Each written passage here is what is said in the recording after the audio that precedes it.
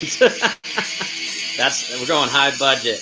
Pantera, Demand Better from the supplement industry, featuring Mike Kesthely. I think some hard rock is very appropriate for the supplement industry because we see so much BS there, and I feel like it makes me angry, and I want to rage against the machine. And I don't know where Pantera fits into that. Mike Kesthely coming to us from somewhere in Canada. I always forget. You're not Winnipeg, Alberta. Alberta, you got it, man. Alberta. Yeah, there it is. I was trying to, like, when you said you're in the same time zone, Mountain Time, I was like, where? I thought I had Winnipeg. I was like, but it's how far is that from Winnipeg? That's a couple provinces over. Pretty like it's about a 10-hour drive to Winnipeg. Yeah, so okay, yeah, not close at all. No. They're in the middle. We're kind of on the west. So all right, closer to Vancouver. Yeah, Vancouver's next door. Yeah. Okay. Okay.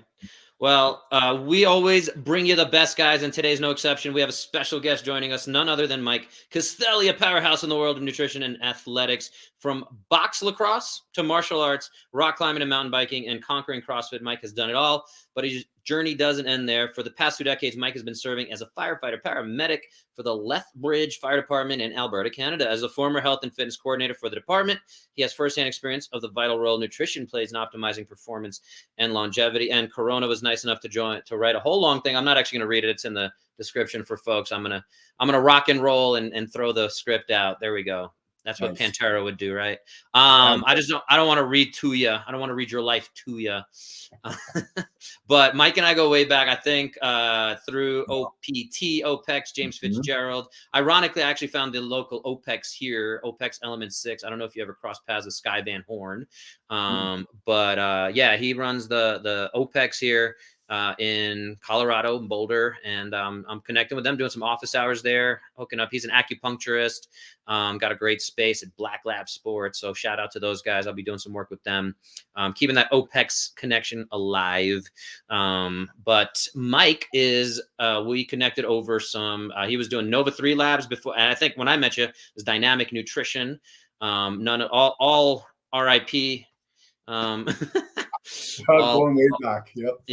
Yeah. So, and then we had our podcast on my show about 3 years ago on the Bono's Health. I think we were around episode 40 something. I'm getting close to 200 episodes there, but yeah. So here we are. You're in Alberta. Give us a little catch up. We want to focus on demanding better from the supplement industry. I said, who better to talk to than this guy right here? But tell us a little bit about, again, we can talk about your accolades and things like that, but you said you've made a bunch of shifts. So why don't you catch us up on what's going on? Sure. Well, I mean, first off, thanks for having me again, Bo. I mean, when you reached out, I was like, yeah, man, it's like, I'm not going to say no. I'm going to make the time to come on the show. And I like the idea of the concept of demand better. I mean, before we were recording, we talked about TRT clinics. We talked about supplements. We talked about personal training. And it's like the consumer has to demand better, especially in this day and age. And I mean, we're going to rant for a while. Because the more I think about it now, I'm like, yeah, I'm going to get really fired up about this. That's why I got you on here, man. Yeah. But I mean, going back into the supplement industry, I mean, I guess I can give a sort of an abbreviated version of how I got in and maybe why I have the opinions I do. I got into the supplement industry as a complete accident. I was coaching and doing nutrition and hormone testing for performance-based athletes and using various supplements within the industry to sort of like treat signs and symptoms and disorders. And one day I was just like, I wonder if I could get somebody to make me this supplement. Because I was using this one for specific disorders. And I was lucky that the planets kind of aligned because I found a manufacturer. They did like turnkey production. They did the label stuff because I knew nothing. And lo and behold, all of a sudden I had Max Adrenal, right? I had the first supplement that was for dynamic nutrition. Well, you knew nothing about how to manufacture supplements, but you knew a whole heck of a lot about which supplements. I want to give you that credit and make sure you're not selling yourself short. Yeah, okay, that's fair. I knew what I wanted, right? And we were also talking about this too. I knew what I wanted personally, but then I saw that resonate with my client base. It's like I was like a wannabe performance-based athlete. I'm like, not that I'm bashing myself, but I mean, my performance is always fairly mediocre. I did okay, but I really liked coaching the high-end guys, like the machines, the Johnny Rockets. And I just saw what I wanted. I'm like, oh, okay, I'm a shift worker, I'm a parent, I want to be athlete. And then these guys have the same kind of problems. I'm like, okay. So I knew what I wanted, right? I knew what I wanted to see in a supplement.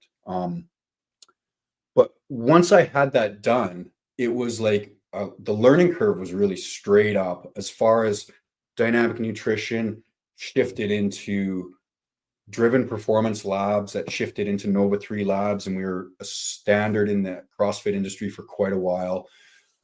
Nova 3 Labs was acquired by Complex Nutrition. Complex Nutrition is owned by Bear Complex, great company.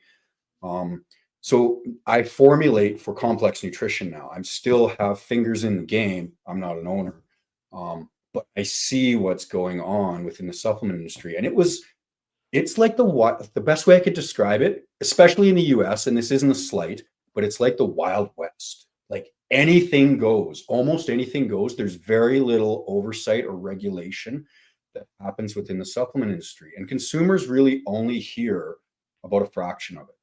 And when you hear about stuff like, oh yeah, dude, I was taking this pre-workout and I got busted and it had SARMs in it.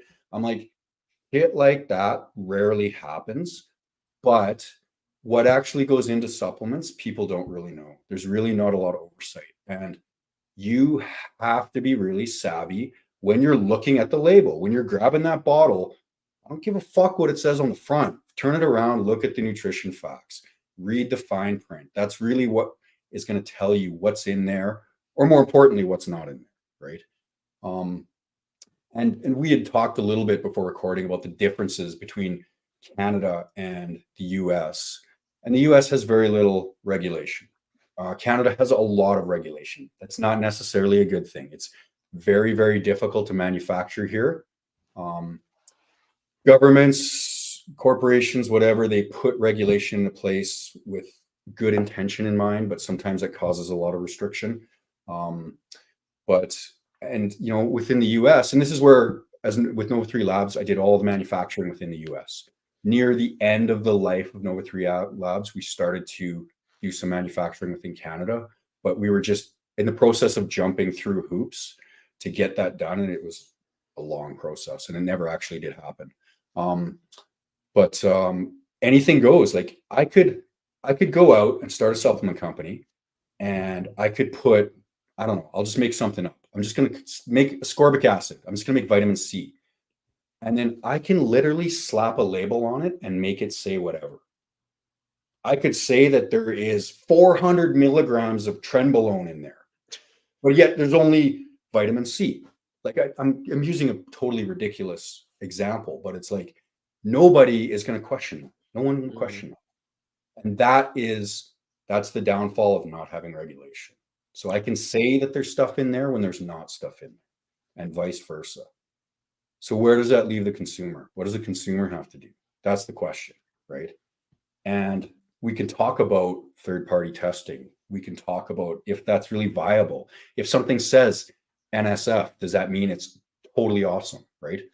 And chances are, if a company has third-party testing, if they've gone out and gotten third-party testing, yes, there's a very high chance that what you're buying is what you're getting, because it costs a lot of money to get third-party testing done, a lot of money. And the problem with that, though, and this is where my personal bias is going to come in. The problem with that is that small companies that look to make very high-end supplements can't afford third-party testing because it costs thousands and thousands of dollars per batch to do that. And if you're only putting out a small quantity, let's say I'm ordering 5,000 units of a certain quantity. That's a really small quantity of supplement to sell within a demographic that's like 400 million people, right? There's 400 million people in the US, 40 million in Canada. We won't consider Canada. Let's just talk about the US. It's just such a small percentage. There's lots of companies that don't even bother. It's like, man, that's a big chunk of change to be putting out for third-party testing every single time, right? And when most people aren't really looking for that. Not until the last few years, and where I noticed it more and more, and I'm not bashing CrossFitters, but they really want clean shit. They want their paleo food. They want their clean supplements. They want their alkaline water. They want everything to be super clean. Not that we're going to get into that, but yeah, they really want, and even if they're not a drug tested athlete, like if they're like, oh, I'm just a recreational weekend warrior, people still want that. They want to trust their supplements, right? So more and more people are looking for that. And what that's created is there's more and more third-party companies that are like, oh, hey, you're Mr. Supplement Manufacturer. Sure, you send me some supplements and you send me $1,000 and I'll give you third-party testing. That doesn't necessarily mean they're doing a good job either, though. Like, who's looking at them? And this is like kind of a doom and gloom scenario, but what the consumer has to do, they have to understand what they're looking at. I don't know. I can't even count the number of times per week that I get people saying, oh yeah, I take this. And I'm like, oh, cool. Well, what is it? Well, I don't know. I know Joe takes it and he says it's totally awesome. I'm like, well, what does it do? Well, it makes me feel good, gives me lots of energy. Okay, cool. What's in it? I don't know what's in it. I'm like, are you cracked? You're taking something and you don't understand what's in it. But that's a really common mindset. People have to get better at reading labels. And you can't get to the level of like supplement manufacturer guru, but you should understand that if something has, as an example, it's got magnesium oxide versus magnesium biglycinate. You should understand the difference between those two, right? If something has cyanocobalamin versus methylcobalamin, it's like, oh, that methylcobalamin, oh, that's a reduced form of cobalamin. That's going to be absorbed better. Oh, the magnesium biglycinate, oh, that's going to have better bioavailability. The oxide, that's actually a shitty form of magnesium. And I'm just using simple vitamins, right? It's like whey protein concentrate versus whey protein isolate, right? It doesn't matter how many colors you have on the freaking label. It doesn't matter.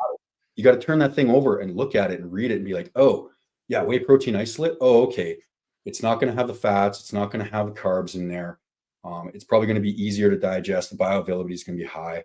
And the ratio of protein to weight is going to be really high too. It's probably my best option, right? Stuff like that. That's not really complex. You just have to get good at reading labels. Yeah, and for average Joe, it becomes a problem. I mean, again, there's like with just food industry, food labels, let alone supplement labels. What is there now? Like 77 different ways that they put sugar in there, between high fructose corn syrup and then all these other type of words, and they just keep trying to move the goalpost, so to speak, right? Of what people are starting to catch on, and they're like, oh, Joe Rogan said this, now we can't have high fructose corn syrup, we got to change the name of it. Yeah. Well, whatever the thing is. Or now Andrew Huberman, I don't know how you feel about him. Let's throw you on the spot. How do you feel about Huberman? Okay, cool. I do. And I get asked this. I like Huberman. I like him. Guy's incredibly intelligent. He sometimes fucking steers out of his lane. And that drives me bananas. Like, and I can't really come up with a specific example. Well, let's talk about training. Like when we talk about nutrition, we talk about supplements, we talk about neurotransmitters. I'm going to listen to that dude and I'm going to make sure I got my caffeine on board to make sure I'm retaining everything. When he talks about training, I'm just going to tune the hell out, because it's like, I mean, if he has Dr. Andy Galpin on, I'll listen in. That's different. Oh yeah. Galpin's different. Galpin's the man. I like him. I think he had a 4-part series with him recently that I enjoyed. Yeah. I like Galpin because he cuts to the chase real quick and he gives his opinions, and they can be quite strong. I like it. I do like his opinions on the devices that you can wear on your wrist, and I won't even mention a brand name, but he and this was a long time ago. He talked about that, but man, he was getting fired up about those. He doesn't like them, which I get. I like it. Right. They wrote that Unplugged book with Brian McKenzie, and we actually talked about that in our last episode 3 years ago. Oh, there we go. Yeah, you're right. Yeah, obviously it still bothers me. No. But yeah, here I am with one too. But where were we? Yeah, Huberman. I mean, I like him. It's just people, and this if we want to circle back to where we get our information from, people just need to be careful, and you just can't blindly trust. You can't blindly trust. And I think I think we're getting into a generation. It's like maybe, you know, my kids who we talked about earlier, they're 10 and 12, they will become not untrustworthy, but they will become a little more diligent in doing their homework. Where somebody like my parents, if the doctor said take this, you take it. You don't even ask, you don't question, but the doctor said it. Where they're more willing to accept authoritarian opinions, right? Mm-hmm. Uh, and I think people just need to not be skeptical, but just have some skepticism, right? And not be untrustworthy, but just be like, if somebody says, oh, supplement XYZ is the best thing ever, don't just take it, research it. You got the whole internet right in front of you all the time, 24/7, literally. So it's like, yeah, there can be information overload, but start to do your homework. Or we talked about this too. Find somebody like a coach who's knowledgeable, who does this full time and can disseminate all that misinformation into a package to give you and say, this is my opinion based on what I know, based on my experience and education. This is what I think, right? Well, yeah, like for me, one of those examples was when the documentary Game Changers came out on Netflix, and everybody's coming to me like, "Oh my God, like, should I do this? Bo, you know a lot about nutrition. Should I switch to a plant-based diet? I just watched this film, and and I was like, we call that pseudoscience, and again, they present. That's the part that again I think drives both of us crazy, and that's where we're saying demand better. Of like, this is pseudoscience. This is what is deceiving and is crazy is it's presented as no, if you go plant-based, you too will be able to run up the Appalachian Trail for 30 days without needing any fuel, or the one power lifter guy, like, if you go plant-based, you can do it, like, this is just the right way to be. And so the Gladiator is the best example in that one, where the Gladiators were plant-based and they were the top of the thing, like, and it's just, for anyone not familiar, pseudoscience being where they're just taking something, presenting. My favorite one, and I'm sure this one probably had a special place in your heart, was if they took the 3 Dolphin football players and they took their blood out. They had them like eat chicken burritos and bean burritos, and they showed what their blood looked like. For anyone listening, Mike is having visceral response, physiological response. But yeah, that one drove me the craziest, I think, the blood, because people are like, oh my God, I don't want cloudy blood. And it's like, that's not how science works. Oh, and that whole concept of evidence-based, and I mean, you can utilize that term. And I think people need to be careful, because it's other, like, not consumers, like manufacturers and anybody selling something is starting to catch on to the fact that, oh, people understand evidence-based. And what is evidence-based? Evidence-based means you're stating something based on proven studies, like studies that have been maybe not, I shouldn't say they're all well done, but studies that have shown an effect. Evidence, there's factual evidence. And whether it comes to training, and I mean, there's still lots of people who train and they're not doing evidence-based training, this, whether it comes to food and the effects on human physiology, or it comes to supplements, or it comes to performance enhancing drugs. It's like, what we want is evidence-based. Is there value in anecdote? Sure, but there's also a lot of bias. There's always lots of bias. And what we're looking for is to get rid of bias. Like, in my presentations, I always have a slide right at the beginning where I talk about bias. And it's like, I need people to know that I have biases. Everybody has biases. Even the most diligent researchers will have bias. It's hard not to. But if you can get as little bias as you can, and we're just looking at the data, it doesn't mean we all need to be turning data robots, but that's where we're going to find the highest degree of efficacy, is with evidence-based, right? And I know I'm going off on a tangent here about this, but yeah, when it comes to something like, I remember watching the Game Changers. I remember I was actually sitting on my bed with Jamie, and we're watching this, and she's just like mad, and she's dropping bombs, and she's freaking out. And I'm just sitting there, and I was like really quiet. And I was like, man, this is really well made. This is actually scary how entertaining it is. This is docutainment. It was James Cameron was like the main. Arnold Schwarzenegger was involved. Jackie Chan. Yeah. I mean, The if one you, thing that was interesting with that was James Cameron's wife at the time had just started a pea protein supplement Mhm. company. So that was like, Yes. do we follow the money? Do we get paranoid? Do we sound crazy if we're trying to call that out? No, It's like then you're the crazy one for trying to call these people out. It's like, but they made it so well. There's so much money behind it. yeah, I mean, there was a lot of people that jumped on that to give the not the alternate, but maybe the more clear opinion on what. Yeah, I mean, not to bash on vegans and vegetarians, but it's like they seem to do that quite a bit. They come out with this shit to get people riled up, and I'm like, you know what's funny? You don't see the whole food industry doing that. Right. Like, you don't see Lane Norton making docutainment because he's like, or Alan Aragon. You don't see guys doing that. They're just like, look at this is the data. This is what the evidence shows. Right. Like, don't be a fucking idiot. They don't actually say that. I say that, but Yeah. yeah. But yeah. So where were we going with that? Yeah, I don't know, man. We just got on a Evidence rant. based. We got evidence based. We got what are people looking at? We got what coming back to the supplement industry Yeah, is. Again, when people are trying to educate themselves, it's tough. And like you said, very we can ask them to again research stuff on the internet, good. Yep. or trust again Andrew Huberman, a Dr. Peter Attia's recently really Yep. gained a lot of traction there. I'll shift it over to that and get your opinion because this is again a self interest to me. Yep. The cholesterol conversation. Yeah. Yeah. And this is, this is one that I have taken a really big interest in for a long time. And, for total disclaimer, I'm not a cardiologist. I don't pretend to be one on the internet. I don't pretend to know more than anybody else. This is just from looking at labs over the years and seeing the effects. And I talk about this with Jamie regularly. So my partner, Jamie, she's within the bodybuilding industry and she very much pushes people to get regular labs done. I've been looking at labs for years.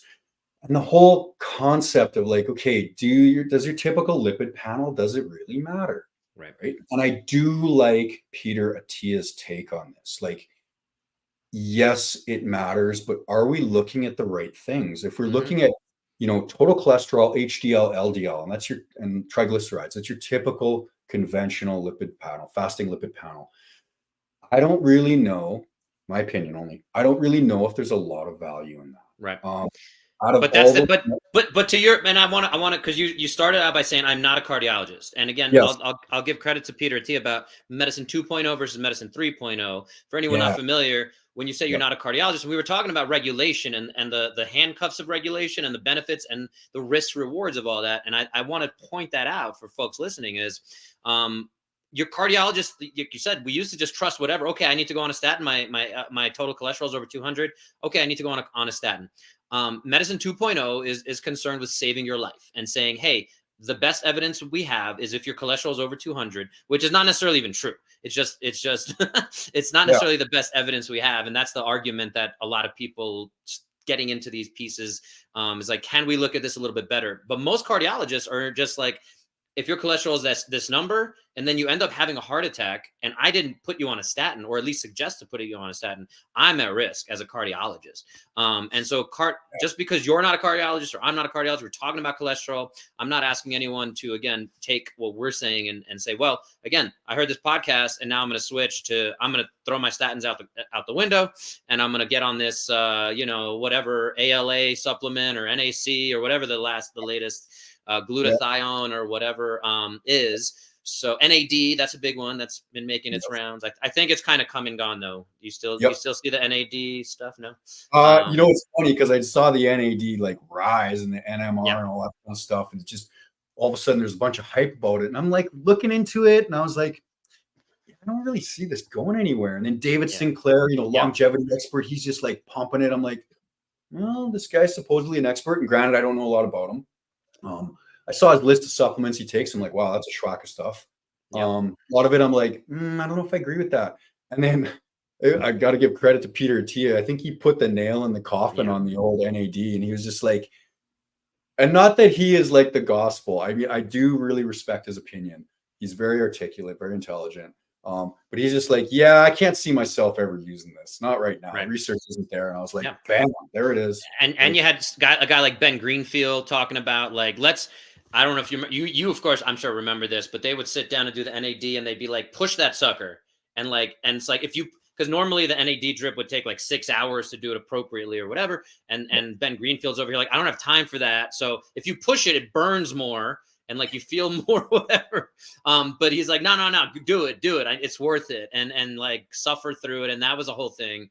So yeah, bottom line is I'd say the NAD stuff kind of went by the wayside. But let's come back to cholesterol because I took us off of that, talking about cardiologists. Yeah.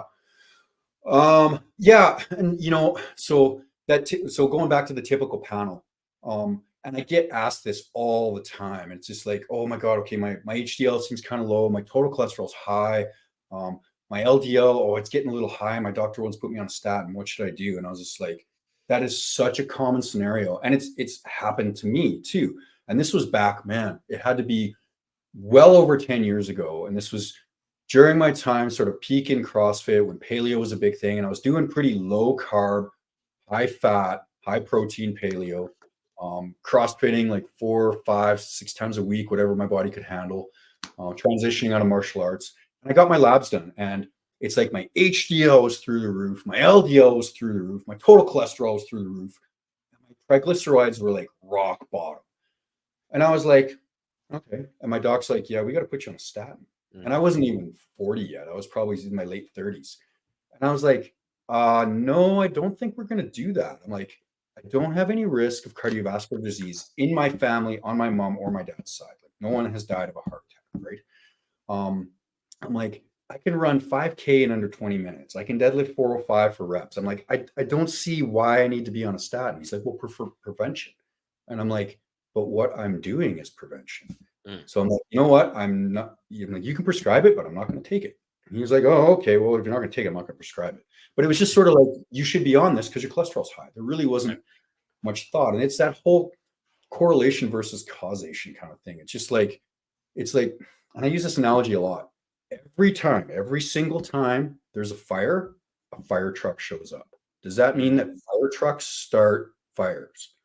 People are like, well, no, Mike, that's just dumb. Well, like, point there though, it's like, just because your cholesterol's high, does it mean you're going to have a cardiovascular event? No. Now, it is far more complex than that. I think a better option, if somebody has a concern about their cardiovascular health, and let's say they're doing everything right, they've done their due diligence, they're doing the low-hanging fruit. It's like they're getting good sleep, they're working their aerobic capacity, they're working their anaerobic capacity, they're working their strength, their diet is dialed, and I'll just leave it at dialed. I'm like, what's the next thing? Like, if genetics play a role, and it's like, oh yeah, my dad died of a heart attack at 43, I don't want to do that. What can I do? And I'm like, okay, well, you can get some genetic testing done. Now, we talked about that the last time. We talked about DNA testing. I think there's some value in genetic testing to see if you have a predisposition to, let's say, how you metabolize saturated fats. So that would be me, right? When I took my raw data from 23andMe, I ran it through Dr. Rhonda Patrick's website. It came back as saying, hey, yeah, and I can't remember off the top of my head exactly what the gene is, but it's like, you have a predisposition not to metabolize saturated fats very well. You don't tolerate them very well. I'm like, oh, that's interesting, because I really like saturated fat. I could eat a whole pack of bacon and feel really great. But it's like, maybe in the whole course of my life, that's probably not a good idea. Since that time, just to go on a tangent and talk about myself, I've kept my fats. If we talk about macros, I keep my fats now. Like back in the paleo days, I was probably 130, 140, 150 grams a day, easy.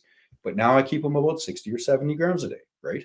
I keep my fats relatively low, and that is nothing but prevention, just based on genetic testing. That doesn't necessarily mean for everybody that fat intake is going to cause cardiovascular disease. I want to be really clear on that. But this is what everyone comes down to. It's like, there's an individual effect here, very individual, right? And I got off on a tangent. Where was I talking That's about? All right. That's all right. I was talking about, okay, if you've done all the low-hanging fruit, it's like, what do I do next? We probably want to look at some better, more specific lab markers, right? We're talking about LP little a, we're talking about ApoB, we're talking about particle size, right? Calcium score. That's exactly it. So I live about an hour north of Montana. And what I'm going to do is I'm going to drive across the border, because Canada blows chunks for actually taking care of yourself. Like for me to get a calcium scan, it would be almost impossible, because I would have to go to my GP. Then I'd have to get referred to a cardiologist. The cardiologist would have to get me that scan, and it would probably take a year to get, because it would be elective. And I'd probably not get it because I don't have any risk of cardiovascular disease. Prevention doesn't exist here in our medical system. So anyways, I'm going to drive across the border, pay out of pocket, get a calcium scan done.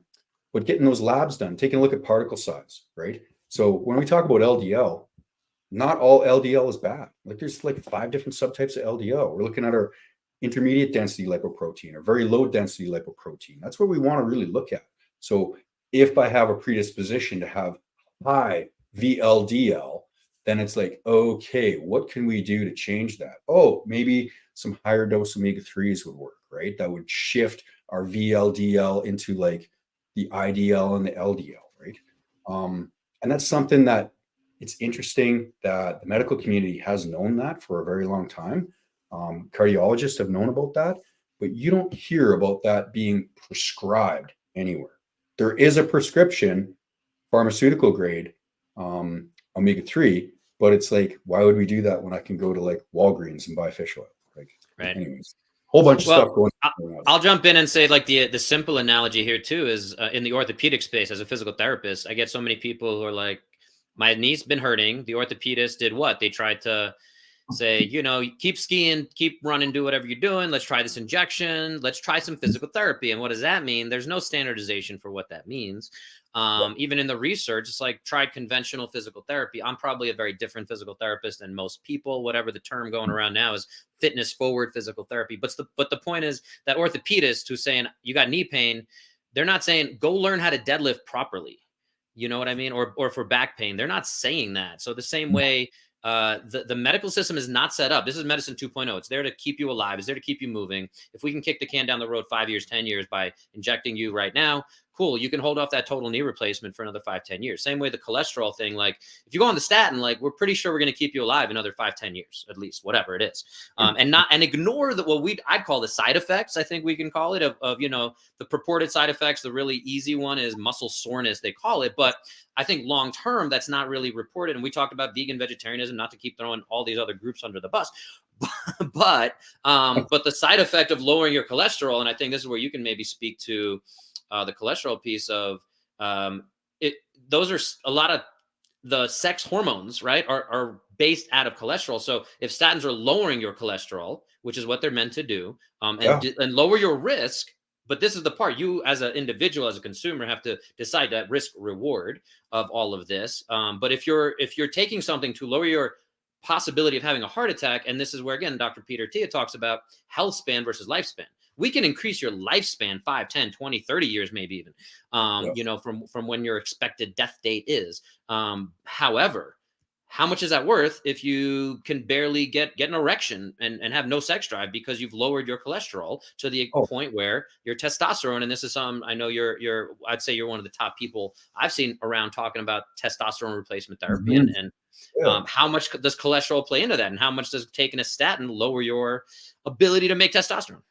Oh, for sure. I mean, you know, if we take a look at the steroid hormone cascade and the synthesis right at the very top, where we're talking about how we make cortisol, how we make testosterone, how we make estrogen, pregnenolone.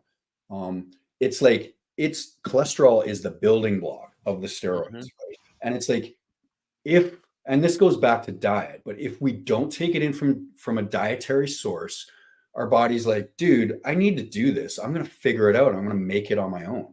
If we take it in from diet, it doesn't really change much of what our liver does in that sense. So that is how essential it is. If we're taking a drug that's blocking the production of that, or the synthesis and breakdown of that, I mean, it's detrimental. And I mean, there's a time and a place, and I had this conversation the other day with somebody. There's a time and a place for statin therapy, without a doubt. I am not bashing on statins. There's people out there that'll do that all day long, but there's a time and a place for it. It's like if you have, you know, a genetic condition, you got familial hypercholesterolemia, And it's like, you've done all your due diligence with lifestyle. There might be a time and a place where you're going to have to take some low dose statin. And I mean, what we're trying to do is have the minimum effective dose. It's like, okay, in that specific individual who has that specific condition, low dose statin therapy, and I'm talking way out of my lane because I am not a physician, but low dose statin therapy might be appropriate, right?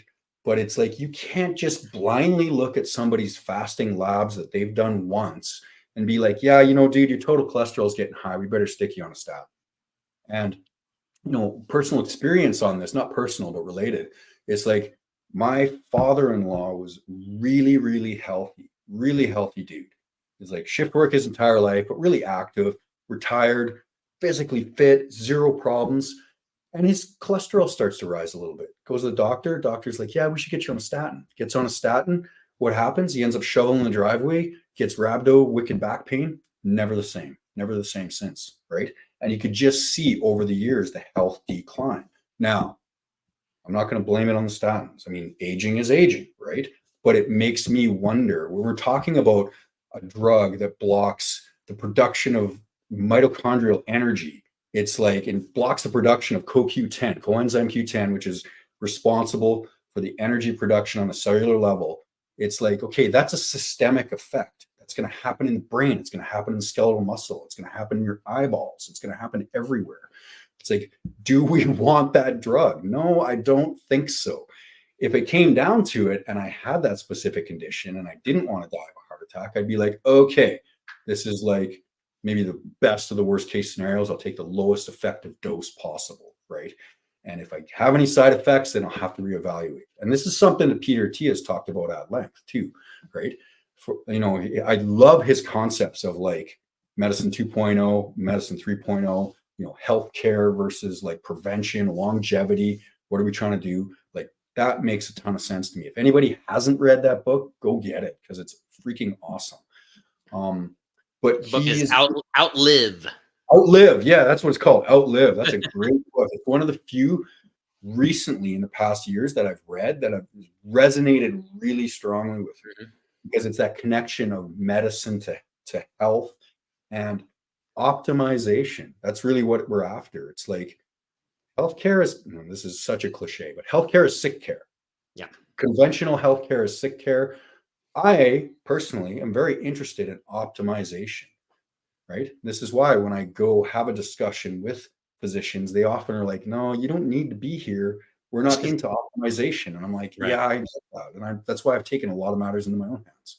So, yeah. Well, I mean, I named my business Fit Care, and if you focus on the fitness and exactly what you were talking about in your scenario, you can avoid the healthcare space where healthcare saying, hey, like, we need to put you on XYZ. And you're like, but my fitness is pretty good. And like, I keep focusing on that. It's moving the needle on these labs in these ways. How do I look, feel, and perform? What are my risks? So I'll share again, like, the exact example you gave. I don't know if you even caught that. So you mentioned, my father died of a heart attack at 41, shortly after we immigrated here from Mother Russia, communist Russia. What up? But yeah, there was a lot of stress. There was a lot of factors, drinking, smoking, all that kind of stuff that probably led to that. But how much is that genetically? I'm at risk because I have that on my like permanent record. And so I did the testing. I was 39 and just had a kid.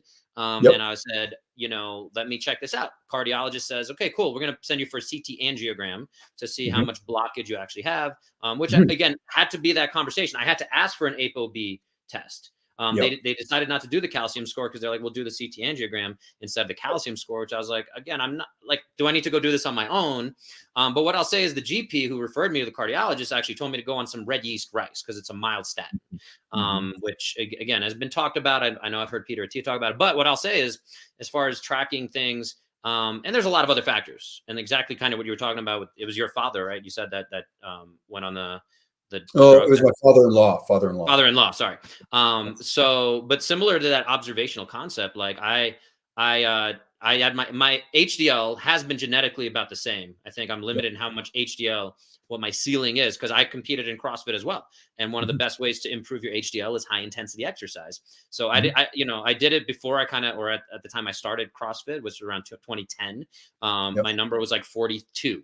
I did it some like 2012, 2 years into doing CrossFit. My number was like 45.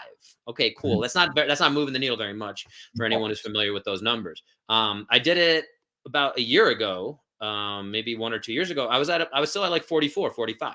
So I'm like, okay, I guess that's about as high as I'm going to do. But I went on the red yeast rice, and within 3 months, because it's lowering my cholesterol overall, it lowered my HDL down to like 36, and if you're below 40, that's when, again, all the standard labs too will be like, that's bad. And I'm like, well, okay, maybe I need to stop taking red yeast rice and get my HDL up, even though it might be, but it is my decision to say, do I want to possibly increase my LDL and, like, again, have these other numbers. My calcium score was good. I ended up doing that myself. My ApoB was really good range. My CT angiogram showed a little bit of, and it was, that whole process, and I can complain about, even you mentioned the Canadian system, even though they allowed me to do that, the American system, that whole thing was charged close to $7,000 for me to get that scan. Now, the insurance they billed, and I think, or the insurance paid $3,000. So they billed a $5,000 from the main, like, doctor system, and so they billed $5,000. The insurance paid $3,000, and then they asked me for $2,000. I'm like, what? And again, the CT angiogram had a little bit of a, and this is something where, again, unless you go through this, and I like talking about it to share with folks, because unless you go through it, now I know. Like, I've heard people talk about cholesterol. I geek out on all this stuff, but I'd never actually heard someone talk about it. So CT angiogram, it came up in the report, and my cardiologist is like, well, I'm not going to look too much into that, because it said, the first line was like, there was basically blurriness on that CT angiogram that you got charged $7,000 for. And so he's like, I'm not even going to use that information. And I'm like, what? He's like, it's not a very valid test. I'm like, well, considering I paid this much and it seems kind of important, can they just redo it? Or no, it's just a matter of, like, it cost you the system $7,000. And again, people have really good insurance, and they're like, cool, well, I don't care if it's $7,000. I only have to pay $300 copay or whatever. And also, insurance didn't cover because I was under 40, despite the fact my father died of a heart attack at 41. I have that risk factor. So insurance is like, well, we don't approve that if it's below 40 or whatever. So there's just, lots, man. Yeah, that's fucking bullshit. Yeah. I mean, did your due diligence by going and asking for the right tests and getting stuff done. Oh man, it was a pain. That's exhausting, man. That's just exhausting. And that's the thing. It's like, and now I'm frustrated. Do I want to go? I'm taking time off away from work, making money. I have a young baby, 16-month-old baby now. Do I start setting up more appointments and doing more testing and feeling like I'm wasting my time, versus I do work with a functional medicine practitioner. I've had her on my podcast. Had those conversations, but I'm like, how do I navigate this despite all of the information I have? I still have to decide, am I taking that red yeast rice, or I'm definitely, like, avoiding the statin for sure, but I was like, I'll try the red yeast rice and see what happens. And I don't think it helped. Again, observational, maybe I do need to factor that in, continue to have those conversations, whether it's with the functional medicine practitioner, whether it's, I probably need to continue to have some relationship with a cardiologist. But again, this guy that, if he ever sees this, hey, I'm happy to have that conversation with you too, of like, what are we doing? How do we put all this together? And again, I feel like, to your point, is like, we have to take this into our own hands and figure out how to put all these pieces together. Yeah, for sure. No, I agree with all of that for sure. And one of the things I'll always say to clients too, or anyone who's getting any kind of test done, if you go and get that test done, is it implementable? Is it going to change something? Are you, based on those results, are you going to do something different, right? Or is it data that you have no control over that you are just going to worry about? And that's not, so don't get me wrong, it's not a long-winded way of saying, hey, stick your head in the sand. Because I think gathering data is really important. I think sometimes it's just like, are we gathering the wrong data? It's like, continuing to chase HDL, is that going to make a big difference? Right? And you've been through the chase. You've been like, okay, I did this, it jumped up, it jumped down. one of the big things is like taking that red rice yeast. It's like, yeah, it dropped, but it dropped everything. It's like blocking the absorption of cholesterol, period. I'm like, okay, is that a good thing? Maybe not. Maybe not in the long run. It's not a good thing, right? But it's like, as it stands right now, Bo is really healthy, and he knows what he's doing, right? And it's like, you're doing all the due diligence. It's like, what else could you do? And it's human nature to like, we worry about the future. Now I'm getting all philosophical here. We worry about the future. And it's like, what can I do to prevent this? But it's like, you might not be able to do anything, but everything that you're doing right now, and this circles back, is evidence-based. Is red rice yeast evidence-based? Well, we know it lowers total cholesterol, but does it reduce the incidence of myocardial infarction in men, let's say over 40, that have never had a heart attack? Well, we don't know. We don't fucking know, right? And I'll share with you, because I did want to call you, or not call you out, but share my perspective on evidence-based practice. And I think it does differ a bit from maybe the way you think about it, but in the physical therapy space, at least the way I was taught it when I was getting my doctorate, and is the Sackett model. I don't know if you've ever heard that researcher, but it was an article, where they present evidence-based practice as a three-legged stool model of 1/3 is what does the best research say? Can we say, again, technically, like, you probably know this, and the listener may not, is that there's never been a definitive study linking cancer and cigarette smoking, but like all the all the correlations were there, the likelihood ratios were there, but you can't really do a double-blind, placebo type study of the gold standard of evidence to say we're going to have this group smoke cigarettes and this group not smoke cigarettes and see who dies first or who's more likely to die. But the point is that, there's that concept of what does the evidence, the synthesis of evidence say of, again, how do we treat your ankle pain, your knee pain, your low cholesterol, your high cholesterol, whatever it is. And then the other two pieces to that evidence-based model is the practitioner experience, and it's tried to give equal weight to that. And so it's, chiropractic as an example, not to pick on my chiropractic friends here, but the research is incredibly weak, incredibly weak. I still know people who, and the same thing, like a lot of things, physical therapy, dietitians, all that kind of stuff. There's chiropractors that I would trust with my body if I threw out my back tomorrow or whatever, way over most physical therapists I know. But there's also a lot of demanding better that we need to do from chiropractors, and without using too many derogatory names. But chiropractic is, again, one of those that the research is super duper poor when you look at it.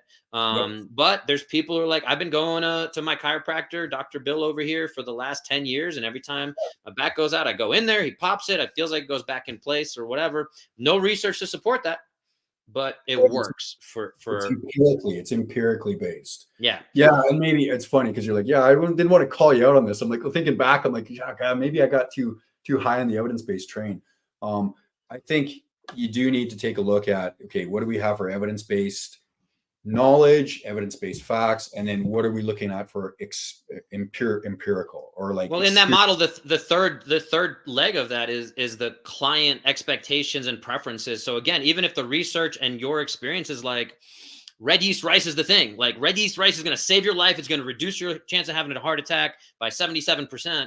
And you're like, well, like my father has an allergy to red yeast or whatever the thing is. It's like, I don't like eating anything red or whatever. I have to respect that person's like thing. Like, even if, what if we paint it green? I don't know. But like, but the point is that like, whatever that person's experiences are, obviously, if we're talking about, again, like strength training, we know strength training, and Dr. Peter Attia is always talking about this, but like building mass seems to be one of the best things for us orthopedically, hormonally, again, overall longevity wise. Building mass, like you mentioned all the good stuff, building your aerobic, anaerobic bases, engines, all that seems to have, again, incredibly strong evidence. We've probably seen it time and time again in our careers that those all move you in the right direction. But somebody who's scared of weights because they hurt their back deadlifting, or they got bullied on the playground, or whatever, they got picked last for gym class, whatever the thing is, that person like really needs to be like, well, we know this, but maybe we're going to work on this for the next 6 months, a year, to get you to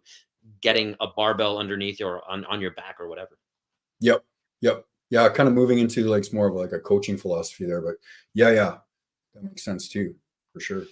So let's be respectful of your time, the listeners' time, everyone's time. Again, I think we did jump all over the place. I want to bring it back to the main topic here of demanding better from the supplement Yes. industry.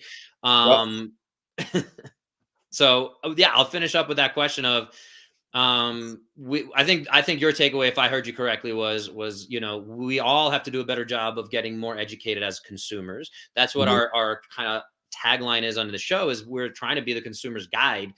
to the fitness and healthcare space. That includes, in our opinion, supplements is a big part of that.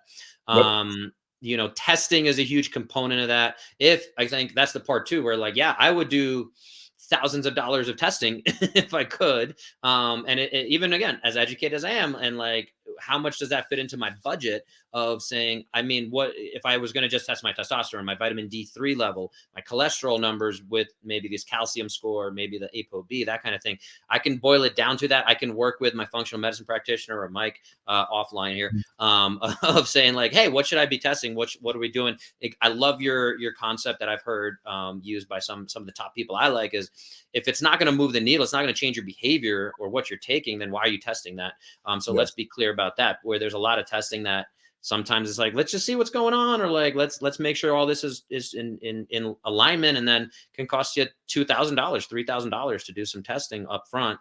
And yeah, sometimes that's not worth the thing. So yeah, I'll bring it back to, without me going off on my tangents, is if you have any final thoughts for consumers of the supplement industry. Again, stuff like NSF doesn't really mean as much as we think it means.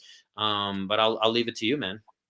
Yeah, and I mean, if we're going to differentiate, I mean, if you're a drug tested athlete competing in a sport, I think you need to do your due diligence and make sure the supplements, the over the counter supplements you're using, meet those standards. And probably it'd be best to play it safe, especially if there's podium spots on the line.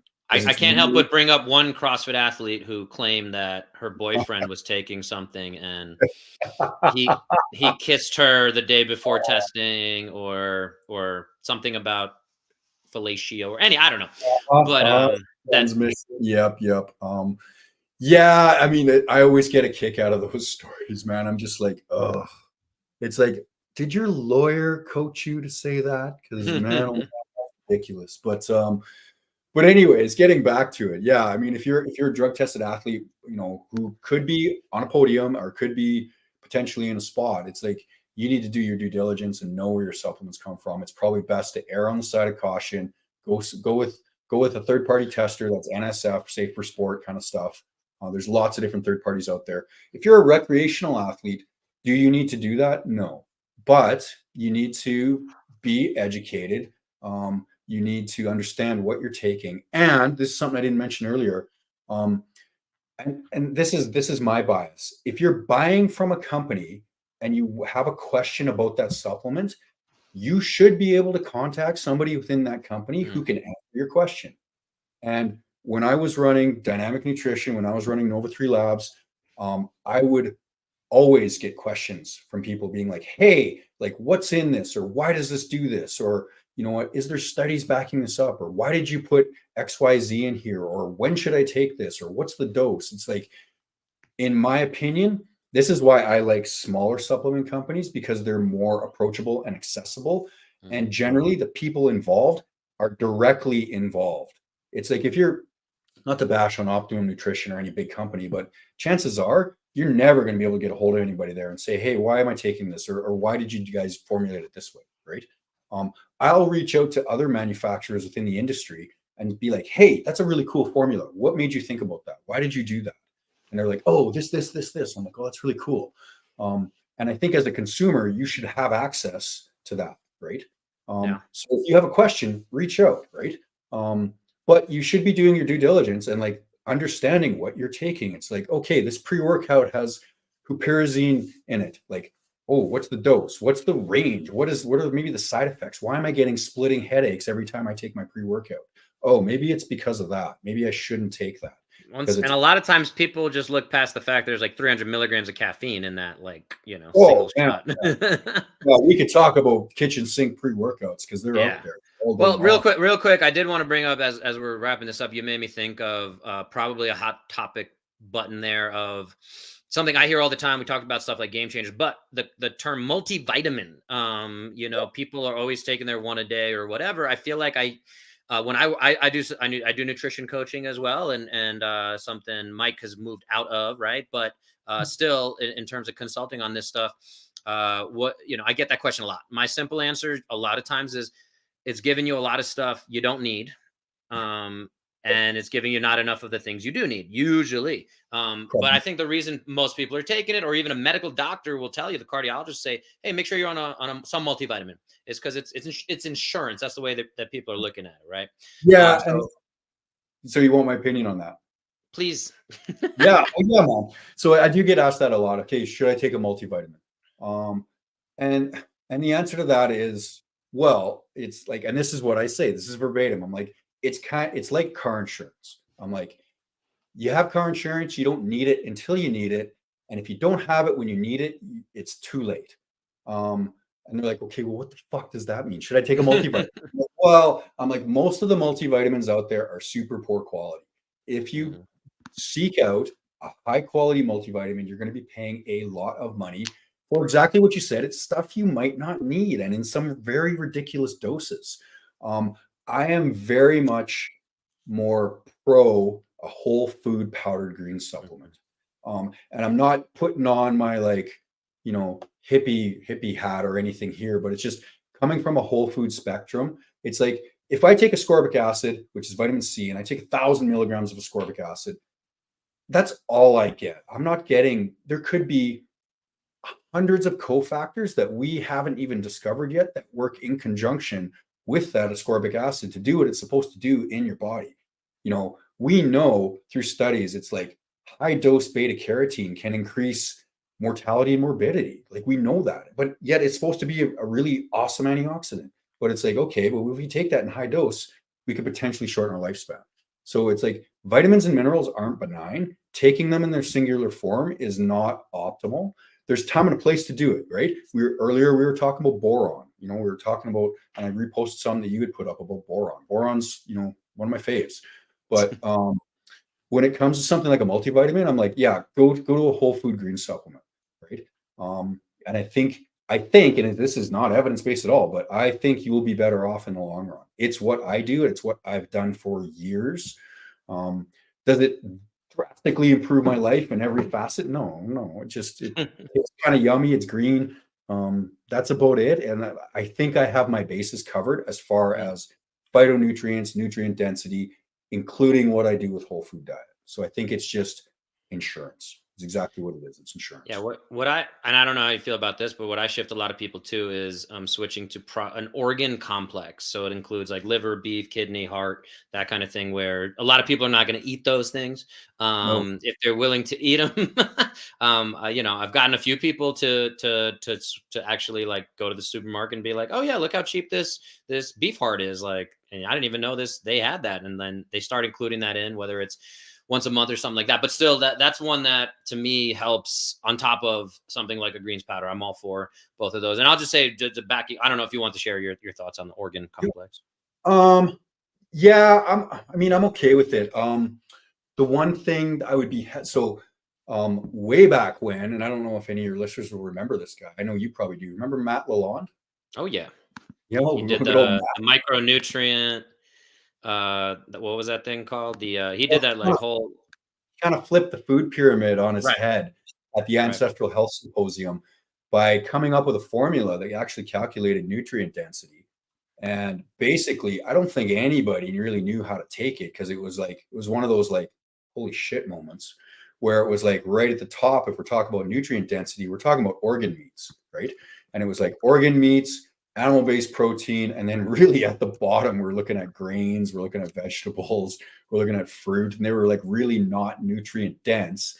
And I don't want to get into the whole ORAC and the antioxidant scores, but really what we're looking at for nutrient density was liver was very nutrient dense. So as a general statement, liver as an organ is very nutrient dense. Does that mean it's good for you? More than likely. My only concern with somebody taking, let's say, organ-based supplement is how much vitamin A are they getting? How much of the fat-soluble vitamins are they getting? Are they dosing that every day? Like you actually mentioned, Oh, maybe once a month. So if you're taking something, look at the frequency of that, because we can accumulate toxic levels of, especially for supplementing, and that's a downfall of supplementation, is you can accumulate toxic levels of fat soluble vitamins and then run into issues, right?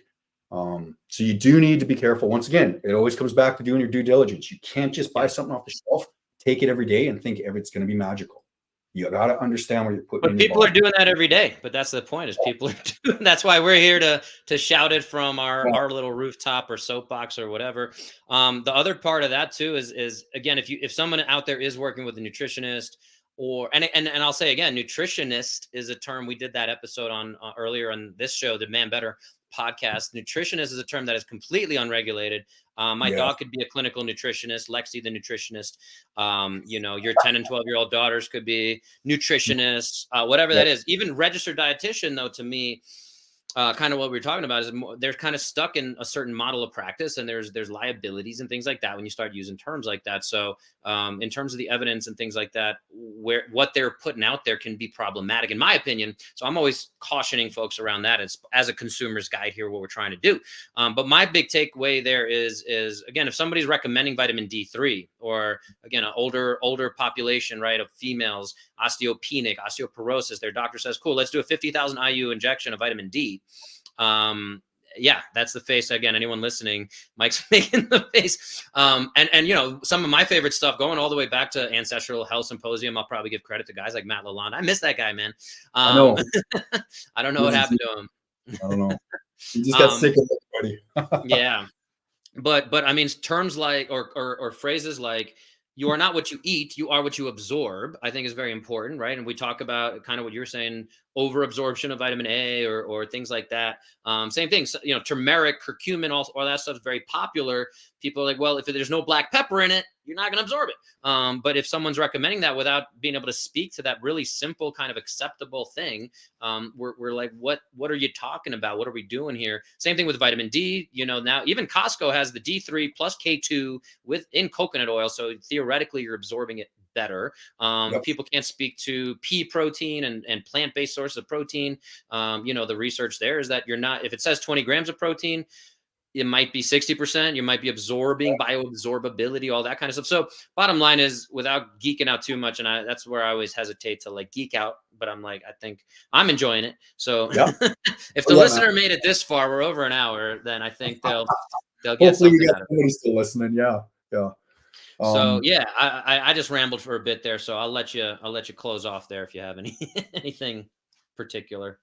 Yeah, I thought you were going to throw a question at me there about something specific. No, questions are silly. Yeah. In podcast form. Yeah, I mean, everything you just said, I'm like, yeah, man, that's like, you're speaking to the choir. It's like, it's all about what you can absorb. And it's like, and when it comes to supplementation, and this is human nature. We love something that's packaged and convenience. And this is why the supplement industry is a billion dollar industry. It's like, the concept of taking something as simple as a tablet and improving my life, it's like, wow, that convenience factor is awesome. And I've used this story and analogy over and over again. It's like, in like prehistoric times when we were trying to take down that woolly mammoth, we were trying to figure that shit out. It's like, we figured it out, how to get from point A to point B to get that food as quickly and safely and as effectively as possible. And that served us really well then. In modern society, when we've got a fridge, 4 feet away from us, when we got a supplement store, just down the block, when we got skip the dishes, it's like convenience is our downfall, is without a doubt our downfall. That doesn't mean just real quick, I'll say that Rob Wolf's book, Wired to Eat, for anybody who hasn't checked that one out, is exactly what you're talking about. The fact that it's not your fault that you might be overweight or you're hungry. You want the Twinkie. Like, it's designed for that. They're figuring out how to trick you into doing the thing. So it's not your fault, but it is your responsibility. That's kind of how he phrased it. So I'll give him credit. But that's I just wanted to jump in there because that's a great example of exactly what you're talking about. Yeah, that's a classic book too. That's awesome when Rob put that out. He's been one of the biggest influences on where I am today. So I'm not to go fanboying on Rob. He's a man. I like Rob a lot. But But yeah, I mean, He's not too far from you. He's over there in Montana now. is he? Man, that dude's all over the place. He was in California. He was in Yeah. New Mexico. Reno. He was in Reno. Oh, yeah. And then now he's in, I heard he's in Montana. So I still see his stuff pop up on Instagram and stuff. So yeah, he's always an interesting dude for sure.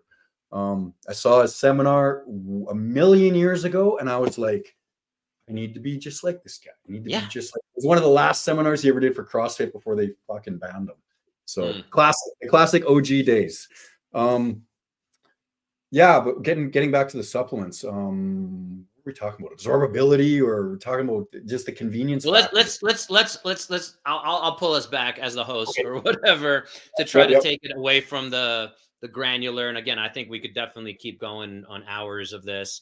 And I would enjoy it for sure. I do have a baby I got to help out here, but the toddler. And you got to go pick up your girls, you said, in a little bit. So so I just want to pull it all back and say, yeah, again, what like kind of, if you can sum it up as best you can, and maybe again, cautions of the fitness or the supplement industry, things that folks can look out for, or if they're talking and finding resources like an Andrew Huberman, Peter Attia. And Attia said it too. I'll ramble into that bit of, he said, like, why do people care what I'm taking? Like, what I'm taking should have no relevance, but people want to know. I was going to say, for this episode, people probably tuned in and said, like, hey, where's the list of, like, oh, I should be taking this and I shouldn't be taking that. Like, we did cover some of that. You know, I mean, so I'll go in reverse order there. Talking about, so I get asked a lot, what do you take? I will occasionally post on Instagram in my story, like, what I take. And then I'll get a plethora of questions, but I always throw the disclaimer in there. Like, a lot of what I take, one, it's trial and error because I like to self-experiment, but two, a lot of it is tailored to me. It's like 50-year-old shift worker. I'm a recreational athlete now, sort of hybrid bodybuilding, a little bit of performance. I take that to, and I'm mostly looking at health and longevity now versus performance. That's why I take what I take. That doesn't mean that 21-year-old Johnny Rocket should take 100 milligrams of coenzyme Q10 in the reduced form of ubiquinol. It's probably not good for him. It's probably a waste of money for him, right? But for me at 50, it's probably beneficial, right? So yeah, everyone's always interested in that stuff, but you need to think about, what do I need? What are my potential deficiencies? Like, and people need to understand, nobody on the planet has a curcumin deficiency. No one has a curcumin deficiency. So you need to think about that when you're taking something. It's like, I'm taking a supplement. I'm taking omega-3 fatty acids because I don't eat cold water fish, right? So I'm not getting those in my diet. That's why I'm supplementing my diet. That's what the key is, supplementing your diet. You're adding to what you're probably not getting in your diet, right? Going back to, okay, how can a consumer educate themselves? One of the resources, and actually somebody asked me this today, one of the resources I really like is examine.com. Yes. It's very easy to navigate. I was there at the inception of Examine, when Frank and Saul were involved. I don't think they are anymore. When it was like just in its infancy, I was like, oh, this is an interesting concept, and it blew up. And I've been using it ever since. I don't have any affiliation, but it's like, people are like, hey, what are some of your good resources? And this is what I was asked today. And I was just like, well, you go, there's certain people I follow on Instagram and stuff like that, but there's not really any, PubMed. Yeah, there's PubMed, but it's like sifting through a massive pile of paper. You got to know what you're looking for. And it can get really, like, you can go down some deep rabbit holes there. But like, for the consumer with base knowledge, it's like, you're like, oh, I heard Mike talk about curcumin. I have no idea what that is. I'm going to go look it up on examine.com. Oh, that's what curcumin is. Oh, it's anti-inflammatory. Oh, it sounds like it could be pretty good for me because I have joint pain. Okay, maybe I should take this. Oh, there's even dosing recommendations here. Oh, look at that. And at the bottom, they have the, like, this is what the research shows. If you start getting into that, instead of having to read all the studies, it'll say strong correlation with, again, improving your sleep or whatever things have looked at. So yeah. Yeah. And I mean, if you're really, and we have no affiliation with these guys. No affiliation. And they went from like an open sort of source format. They went into a membership paid format. The membership paid format is worth it because you get, and I think it's worth it because I can take a look, and then I can look at the studies that they've referenced for curcumin or for whatever supplement, and they're constantly updating. And that's a good thing because they show the strength of the study. Just Right. because there's a study, and this is something we didn't talk about, just because there's a study done on, I'll make up something, HMB. HMB is a great one. There's lots of studies done on HMB, and they're all fucking garbage because most of them are funded by HMB manufacturers, right? Supplement manufacturers who have deep pockets will fund studies to show that their supplement has a high degree of efficacy, right? The most notorious one ever would be ZMA, right? So Victor Conte showing that ZMA improves testosterone. I'm like, wow. And for years, people were like, oh, there's the study. The study shows in football players it improves testosterone, right? But it's like, that goes back to bias, right? But getting back to examine.com, really good source, right? So if you are curious and you don't know or don't understand, go there. And it's like, yeah, it gets into the science, but it also can be really basic too. So that's a great source for people. Great source. Yeah, it's a little better than just doing the Google and seeing whatever the top ranking thing is. But you got to go. And again, these are things where if you know what you're talking about, what you're doing. And again, if you have guys like Peter Attia, you can go, what does Peter Attia say about HMB or ZMA? Or like, if you can start searching stuff like that, Dr. Rhonda Patrick, you mentioned, I'll just say real quick, as we were doing this, and I kind of wanted to phrase it this way too, I have a neighbor who, he's in his 50s. He runs all the time, endurance athlete. He just went and did the, down at Disney World. They have like you do a 5K, 10K, half marathon and big runner. Bottom line. And then he went to see the doctor, and the cardiologist was like, yeah, you got all the risk factors. And like, but he's like, but I'm so fit. And it's like, well, that's one definition of fitness. We all have different definitions of fitness, but yeah, genetically, things like that. And he's the kind of guy where he told me about some of the stuff going on, he wanted to start working with me on getting stronger because he realized that's a big missing piece of his overall health picture as he was getting into that. He definitely started geeking out, and he bought the Peter Attia thing, the paid membership there. But I was like, I got to give you a resource of like Rhonda Patrick, Mike Kesthely. Look up some of these other resources, Andrew Huberman. What do you think? Like wherever you are on that, but like start building these. We only have a limited amount of time, and it's like, it's easy to just say, hey, what does Peter Attia say? And I think he from what I've heard, Peter Attia charges something like $250,000 a year to be one of his, Yeah, I know. Yeah. He's got, I've always kind of thought, I'm like, man, if I had the funds, who would I want in my back pocket? And I'm like, he would be one of the guys, but that's premium, man. The guy's like top tier in the world. Right. But yeah. But I think also within that conversation is like, you hear someone like, again, a Joe Rogan we talked about, and I think you kind of rolled your eyes last time I brought him up, which is, again, all judgments, whatever aside, but yeah, it's pseudoscience, right? It's that's the thing is like, he might have someone on talking about this thing, whatever, again, like HMB, everyone should be on HMB. For anyone not familiar, it's, we don't need to go into into it. We're already up on time, but still, if someone, I think just as valuable as having those top tier people to go, to be able to reference and be like, what does Peter Attia say about this? It's also, I think, very important to say, I'm not going to trust what Joe Rogan says or what one of his guests says on it, because they're probably not that well educated about it. Again, I've enjoyed some stuff, and Peter Attia has been on Joe Rogan. So it becomes a trickier conversation. But at the same time, I think it's important to be able to sniff out that BS of game changers and being like, this is so well made, exactly what you said. And that's where, again, we hope to be able to say, like, guys, like, let's, just because something's well made and well funded, like the research, right? Like that's what's going to look the best. The same thing Corona and I talk a lot about on social media, and like, well, this 25-year-old kid looks jacked. And by the way, everyone should go check out Mike without a shirt on his social media. But still, like, this 25-year-old kid looks jacked. I'm going to go train and do whatever he says he's doing. But you're a 50-year-old mother of 3 or whatever. And like, it's not probably what he's doing is probably not going to work for you. So, that important stuff to understand. That's kind of one of our missions here at Demand Better. And again, I definitely want to, I feel like we can keep going, man. I love it. I'm loving it, but I want to be respectful of your time. And I'm going to say, where you mentioned a bunch of different projects. Should people just go check you out on, where should they find you? Yeah. Best place would be on Instagram. Mike Elevated.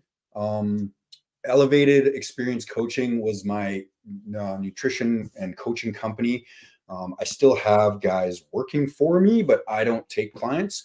But I am always willing to interact, talk to people, point people in the right direction. But that's it right there, Mike Elevated. Yeah, you can get a hold of me there. And if I can't answer your question, I will find someone that can, for sure. Or he'll, or one of our favorite things you talked about on your recent podcast is, let me get back to you on that. And then Mike's going to go in the lab and research the end of the internet. He'll go to all the, what's the dark web. He'll go there. He'll all the answers are on the dark web. Yes, that's where all Reddit, all this stuff. Anyway, but yeah, I really appreciate you being on here, guys. If you have questions about the supplement industry, send them in the comments. I'm sure Mike, myself, Corona, who had a Spectrum outage and didn't understand the difference of turning off his Wi-Fi, and I'm going to call him out on that because he needs to learn some technologies, my friend. But Corona missed out, and so we'll get him. We'll get you all together next time. Thank you, sir. You can stay on. I'm gonna end the stream. Everyone, go check us out. Subscribe, save, comment, all that.